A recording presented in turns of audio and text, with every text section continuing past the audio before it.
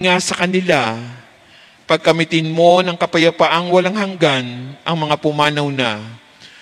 Pagkalooban mo kami ng biyaya na magtulong-tulong tungo sa ikabubuti ng lahat. Pukawin sa amin ang pagmamalasakit sa mga nangangailangan, sa pagdamay at malasakit namin sa bawat isa. Malampasan nawa namin ang krisis na ito at lumago sa kabanalan at pagbabalik loob sa iyo.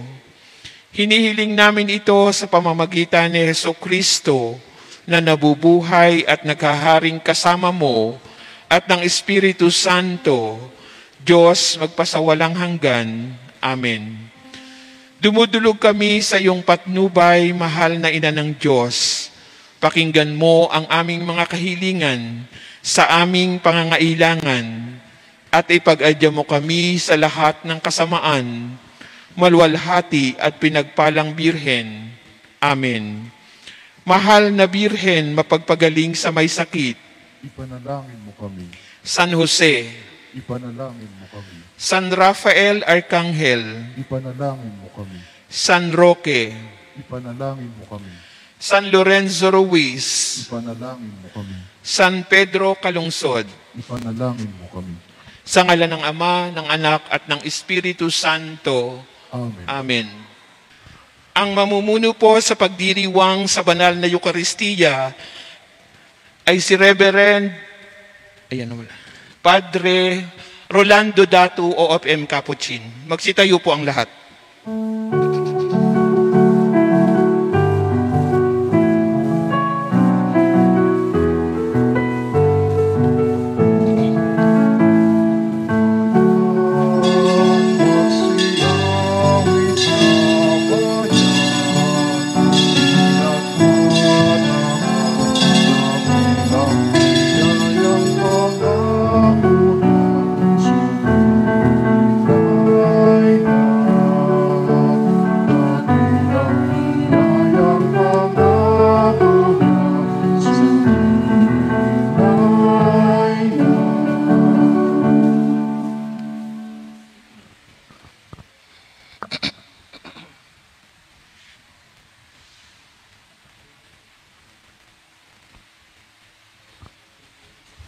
Sa ngalan ng Ama at ng Anak at ng Espiritu Santo, Amen. ang pagpapala ng ating Panginoong Jesucristo, ang pag-ibig ng Diyos Ama, at ang pakikipagkaisa ng Espiritu Santo naway sumainyong lahat. At sumainyo rin. Mga kapatid, aminin natin ang ating mga kasalanan upang tayo ay maging marapat gumanap sa banal na pagdiriwang.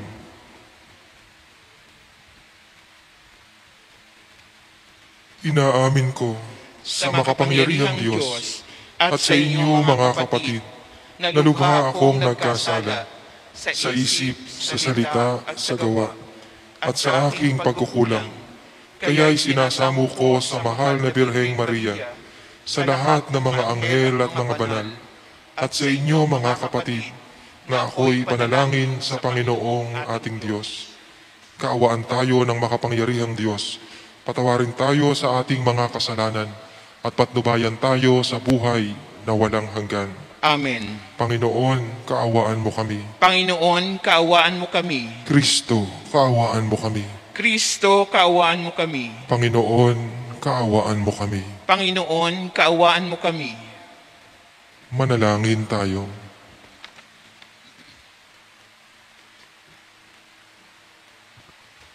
Ama naming makapangyarihan, itinakda mo ang lahat ng mga utos mo ay mauwi sa pag-ibig sa iyo at sa kapwa-tao. Ipagkaloob mong sa pagtalima namin sa mga ito, kami pagindapatin mong sumapit sa buhay na walang katapusan sa pamamagitan ni Jesucristo kasama ng Espiritu Santo magpa sa walang hanggan.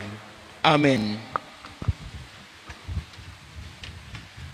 Pagbasa mula sa aklat ni Propeta Ageo. Ikalawang taon-on ng pamamahala ni Haring Dario.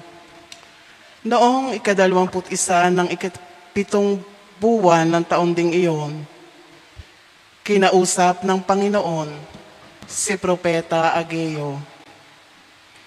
Ganito ang sabihin mo kay Zorobabel na gobernador ng Huda, kay Josue at sa mga Israelita. Sino sa inyo ang nakakita sa kagandahan ng templong ito nung una? At ano ang hitsura nito ngayon? Hindi ba mas mabuti pang wala? Ngunit huwag kayong mawala ng pag-asa.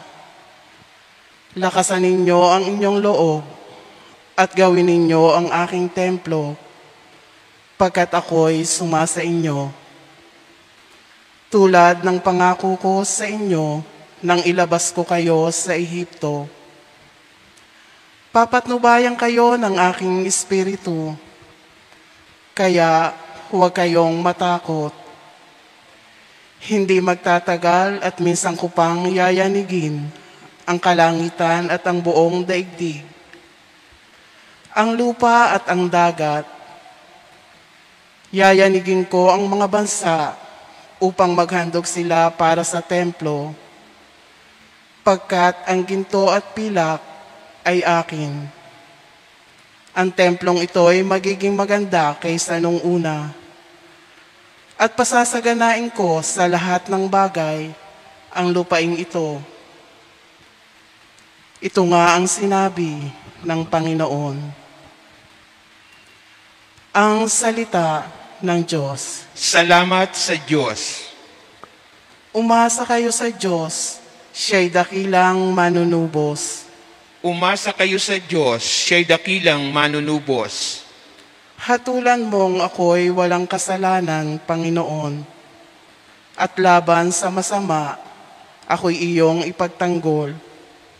Sa masama at sinungaling, ilayo mo ako ngayon. Umasa kayo sa Diyos, siya'y dakilang manunubos. Diyos na aking sanggalang, bakit mo ba ako iniwan? Bakit ako nagdurusa sa pahirap ng kaaway? Umaas kayo sa Diyos, siya'y dakilang manunubos. Ang totoo at ang liwanag, buhat sa iyo ay pakamtan. Upang sa Siyon ay mabalik sa bundok mong dakong banal, sa bundok mong pinagpala at sa templo mong tirahan. Umasa kayo sa Diyos, siya'y dakilang manunubos. Sa dambana mo, O Diyos, ako naman ay dudulog. Yamang galak at ligaya ang sa aki iyong dulot. Sa salil ng aking alpay, magpupuri akong lubos. Buong lugod na aawit sa Diyos, na aking Diyos.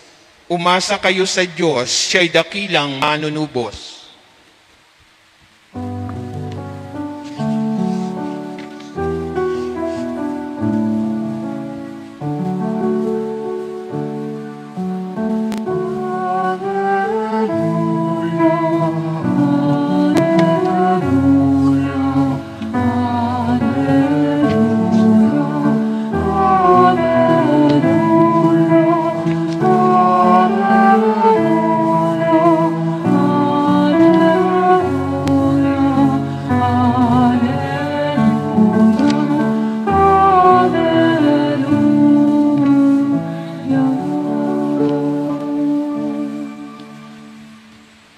Sumainyo ang Panginoon.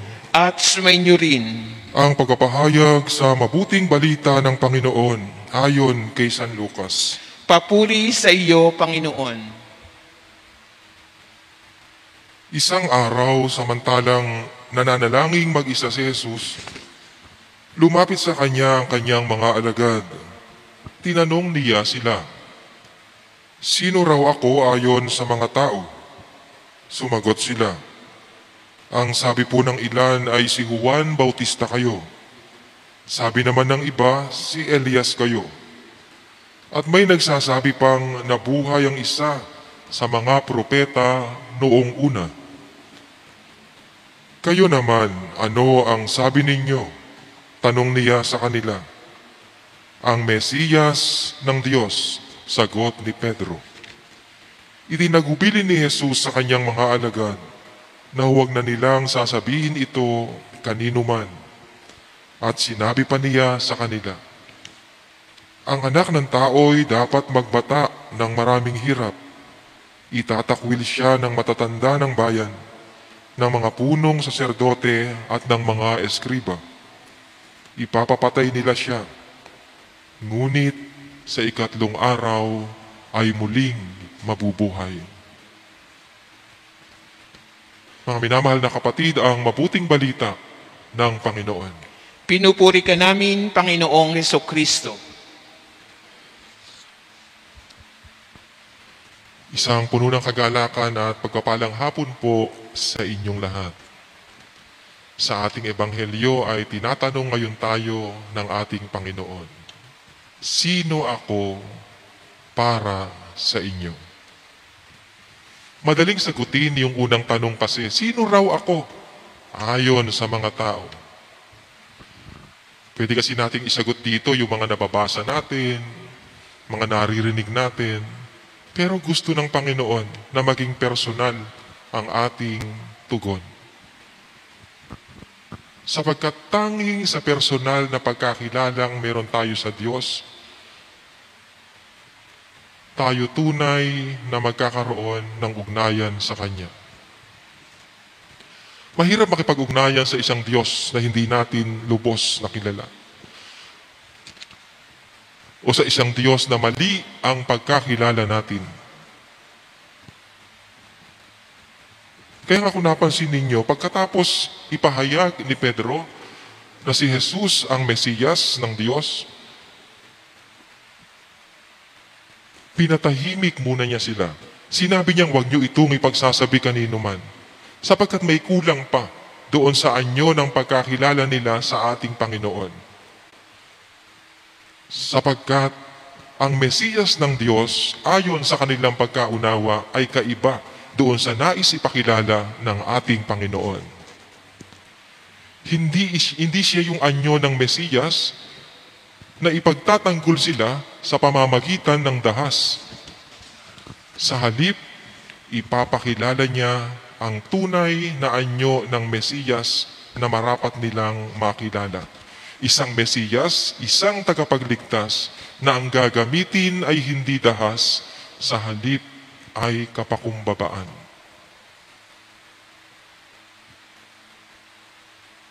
Ito kayang larawan na ito ng Diyos ang atin ding pinaniniwalaan?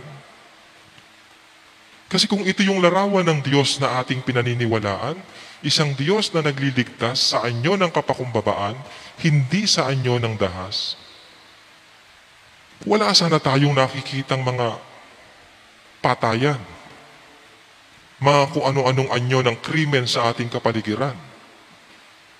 Sapagkat ang ating Diyos na kinikilala ay isang Diyos na hindi marahas. Sa halip ay isang Diyos na handang tumanggap ng paghihirap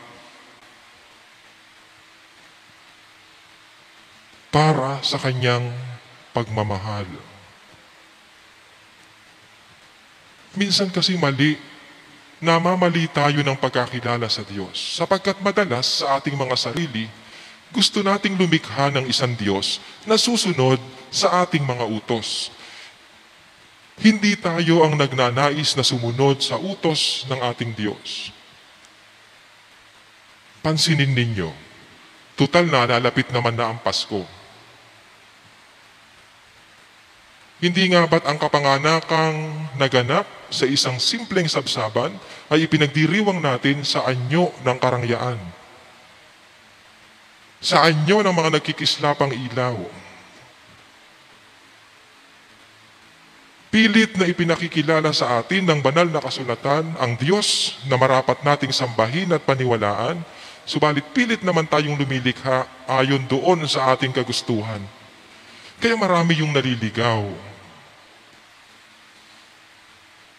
Pilit tayong kumakawala doon sa halimbawang ipinakita ng ating Panginoong Hesus. At dito nga sa ating ebanghelyo, malinaw niyang inulit-mulit kung sino siya, no? Ang anak ng tao ay dapat magbata ng maraming hirap.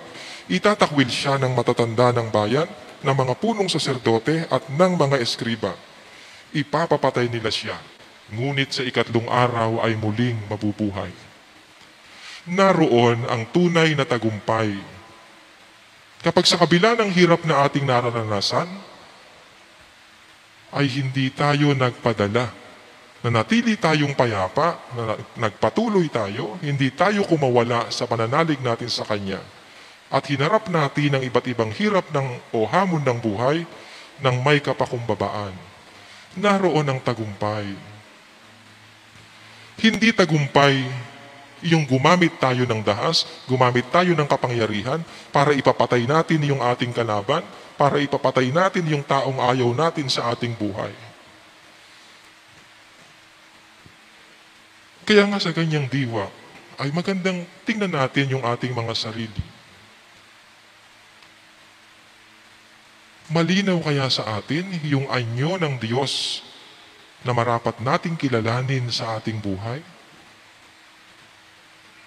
O baka katulad rin tayo ng mga taong nananatili pa rin doon sa pagkakilala sa isang Diyos na gagamit ng dahas para ipagtanggol tayo sa ating mga kaaway.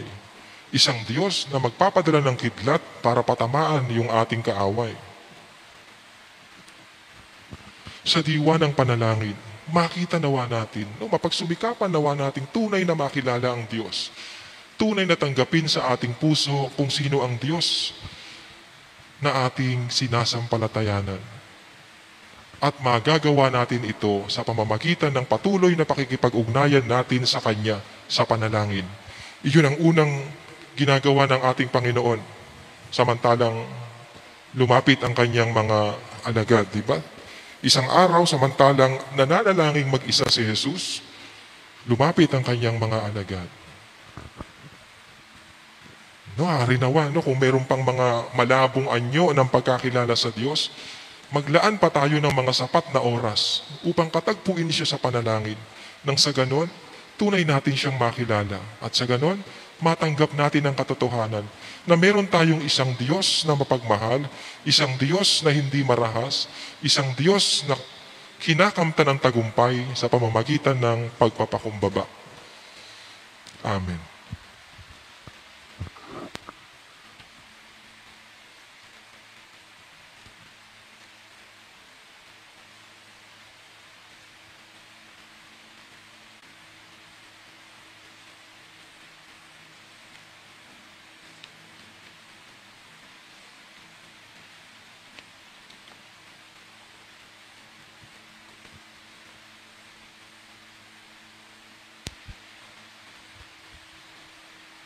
Mga kapatid, ang pananampalataya natin kay Jesucristong anak ng Diyos, ang siyang nagtitipon sa atin bilang bahagi ng kanyang sambayanan. Sa kanyang pangalan, dalhin natin ang ating mga kahilingan sa Ama. Ang ating pong itutugon sa bawat panalangin, gawin mong ganap ang aming pananampalataya, O Ama. Gawin mong ganap ang aming pananampalataya, O Ama.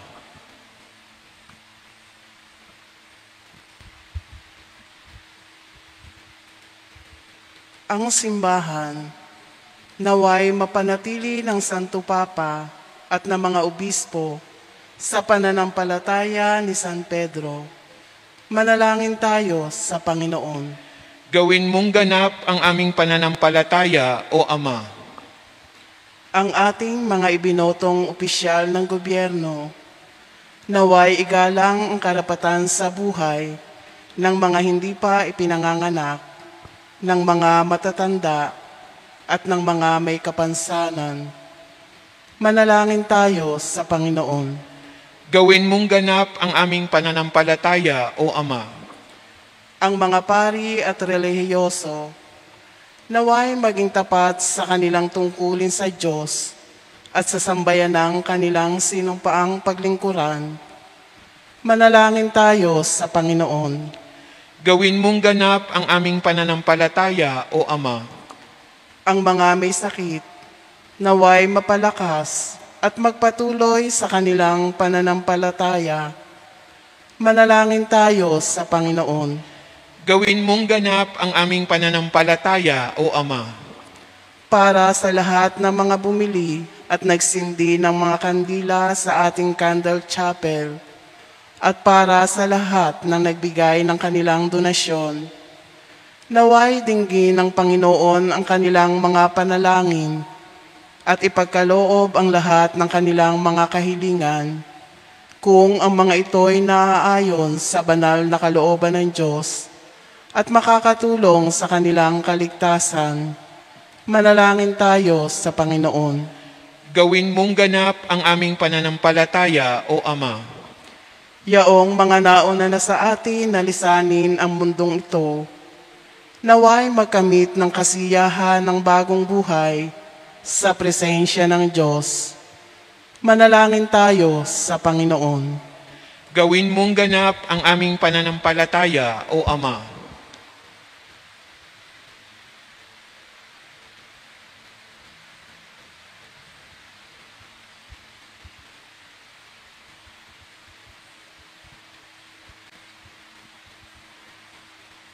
Diyos ng habag at awa, sa pamamagitan ng aming tagapagligtas, pakinggan mo ang aming panalangin, ang panalangin ng iyong simbahan.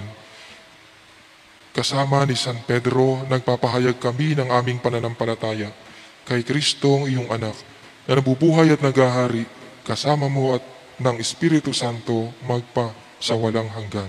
Amen.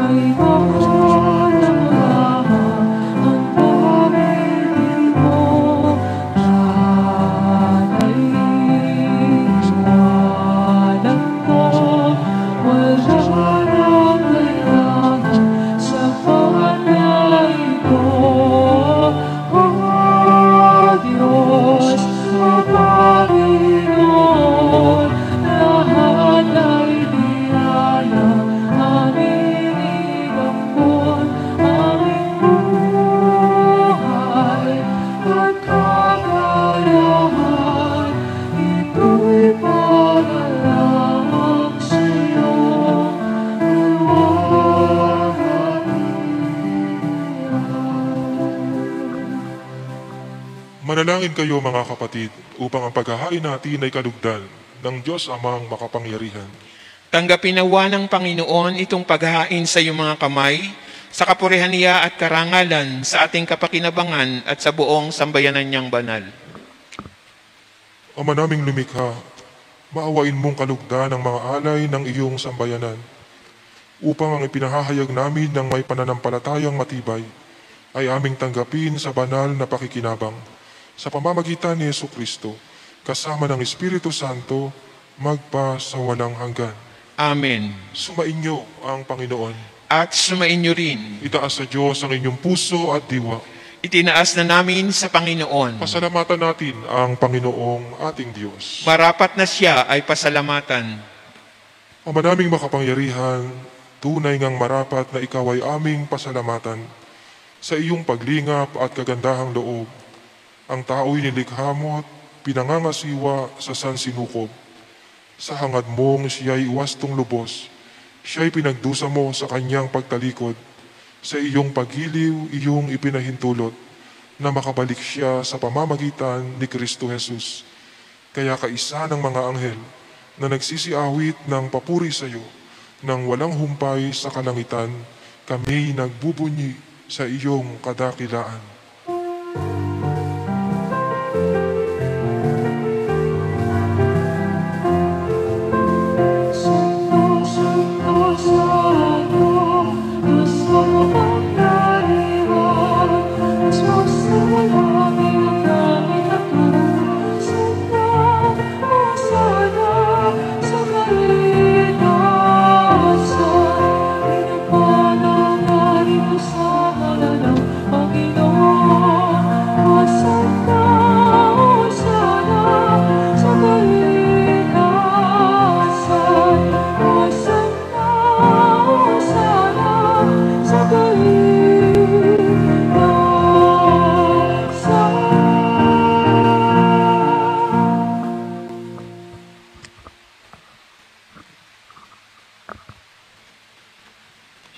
Ama naming banal, ikaw ang bukal ng tanang kabanalan.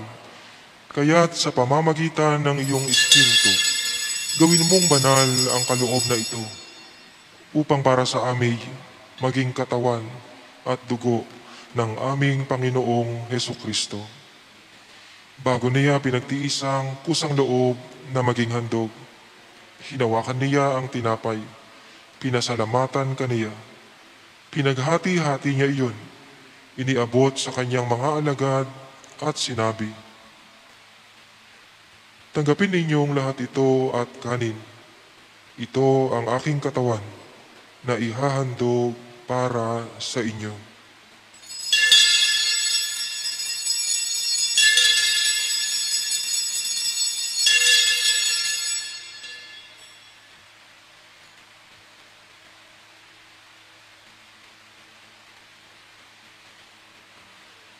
Gayon din naman, noong matapos ang hapunan, hinawakan niya ang kalis, muli kaniyang pinasalamatan.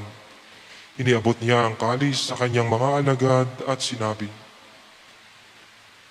"Tanggapin ninyong lahat ito at inumin. Ito ang kalis ng aking dugo, ng bago at walang hanggang tipan. Ang aking dugo na ibubuhos para sa inyo at para sa lahat, sa ikapagpapatawad ng mga kasalanan. Gawin ninyo ito sa pag-alala sa akin."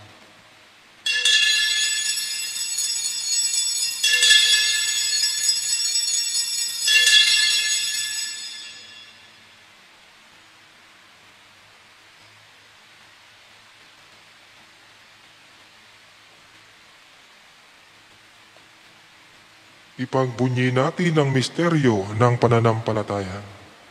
Si Kristo'y namatay, si Kristo'y nabuhay, si Kristo'y babalik sa wakas ng panahon.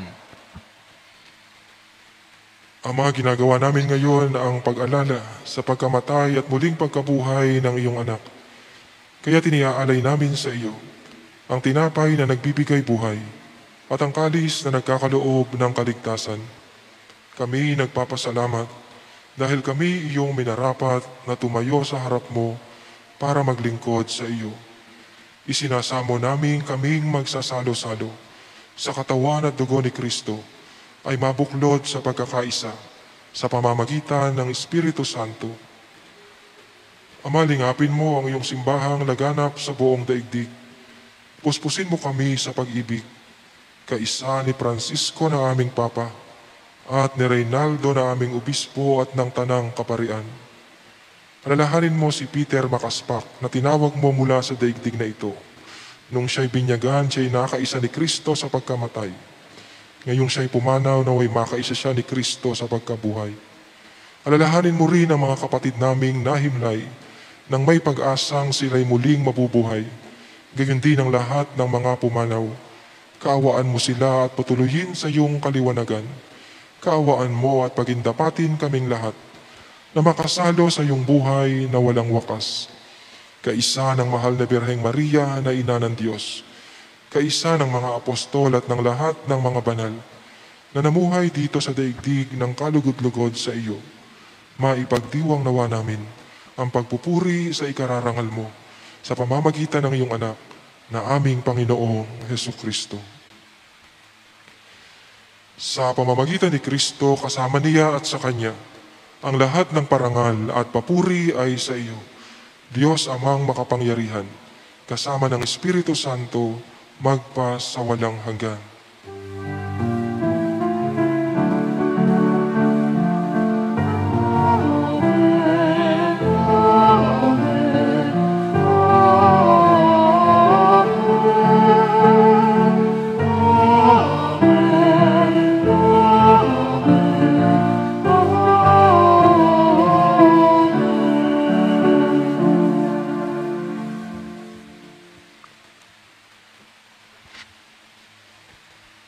Sa tagubili ng mga nakagagaling na utos at turo ni Jesus na Panginoon natin at Diyos, ipahayag natin ng lakas loob. Ama namin, sumasalangit ka, sambahin ang ngalan mo, mapasa amin ang kaharian mo, sundin ang loob mo dito sa lupa para nang nasa langit. Bigyan mo kami ngayon ng aming kakanin sa araw-araw, at patawarin mo kami sa aming mga sala, para ng pagpapatawad namin sa nagkakasala sa amin, at huwag mo kaming ipahintulot sa tukso, at iadya mo kami sa lahat ng masama. Amen. Hinihiling namin kami at iya sa lahat ng masama, pagkalooban ng kapayapaan araw-araw, iligtas sa kasalanan, at ilayo sa lahat ng kapahamakan, samantalang aming pinananabikan ang dakilang araw ng pagpapahayag ng tagapagligtas naming si Jesucristo. Sapagkat sa iyo ang kaharian, ang kapangyarihan, at ang kapurihan magpakailanman. Amen. Panginoong Jesucristo, sinabi mo sa iyong mga apostol, kapayapaan ang iniiwan ko sa inyo, ang aking kapayapaan ang ibinibigay ko sa inyo. Tungayan mo ang aming pananampalataya at huwag ang aming pagkakasala. Pagkalooban mo kami ng kapayapaan at pagkakaisa, ayon sa iyong kalooban, kasama ng Espiritu Santo, magpa sa walang hanggan. Amen. Ang kapayapaan ng Panginoon ay laging sumainyo. At sumainyo rin. Maghangad at magbigayan po kayo ng kapayapaan sa isa't isa. Kordero ng Diyos, nag-aalis ng mga kasalanan ng sanlibutan, maawa ka sa amin. Kordero ng Diyos na nag-aalis ng mga kasalanan ng sanlibutan, maawa ka sa amin. Kordero ng Diyos na nag-aalis ng mga kasalanan ng sanlibutan, ipagkaloob mo sa amin ang kapayapaan.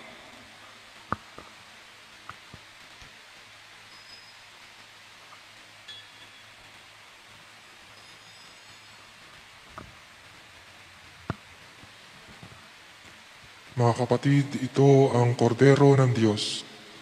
Ito ang nag-aalis ng mga kasalanan ng sanlibutan. Mapalad ang mga inaanyayahan sa kanyang pikin. Panginoon, hindi ako karapat-dapat na magpatuloy sa iyo, ngunit sa isang salita mo lamang ay gagaling na ako.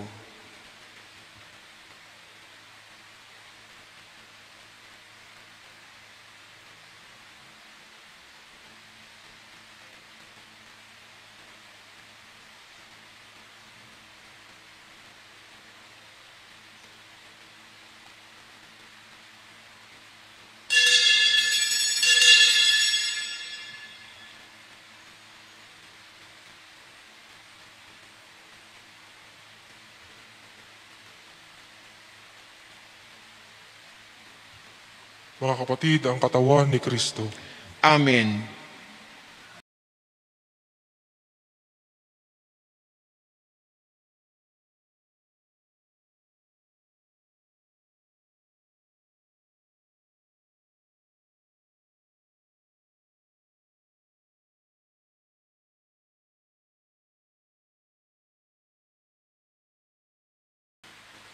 Manalangin tayo.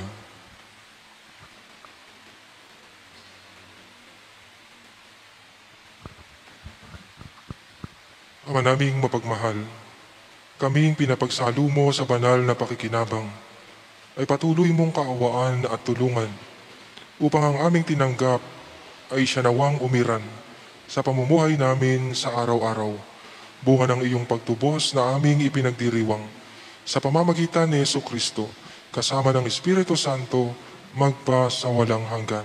Amen. Sumainyo ang Panginoon. At sumainyo rin. At naway pagpalain kayo at ang lahat ng inyong mga mahal sa buhay ng ating makapangyarihan at mapagmahal na Diyos, ang Ama, ang Anak, at ang Espiritu Santo, Amen. na ipagdiwang na po natin ang misa. Humayo kayo sa kapayapaan upang ang Diyos at ang ating kapwa ay paglingkuran. Salamat sa Diyos.